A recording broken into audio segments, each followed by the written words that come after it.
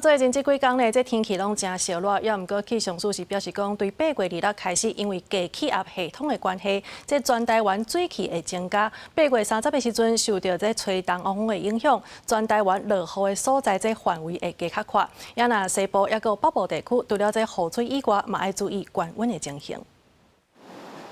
这阵仔高温烧热的天气会有变化，气象署表示，目前有一个低压系统伫菲律宾东方海面，伊会载一寡水汽来台湾，所以对2日开始，东半部会受到影响，全台湾水汽会增加。它在这个移动的过程当中，那整个低压的系统也会慢慢的有一些水汽带进到台湾地区，所以从明天开始就是整个东半部地区慢慢的就会受到它的水汽的影响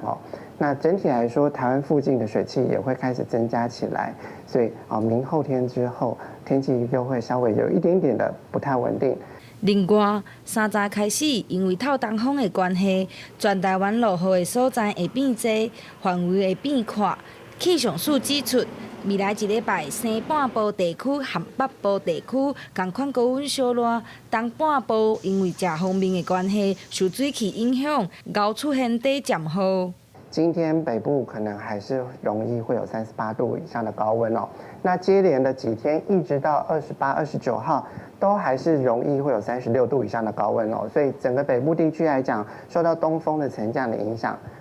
高温是需要特别注意的。甚至到了30号、31号，虽然水汽会增加起来，但是还是依然会有35度以上的高温。另外，针对减雨风台的行向，目前伊是行向中南半岛，对台湾的影响无大。也若气象署嘛提醒，因为水汽增加，山区会有强降雨。若是最近有要去山区的民众，要特别注意安全。记者陈心东、谢桂玲台北报道。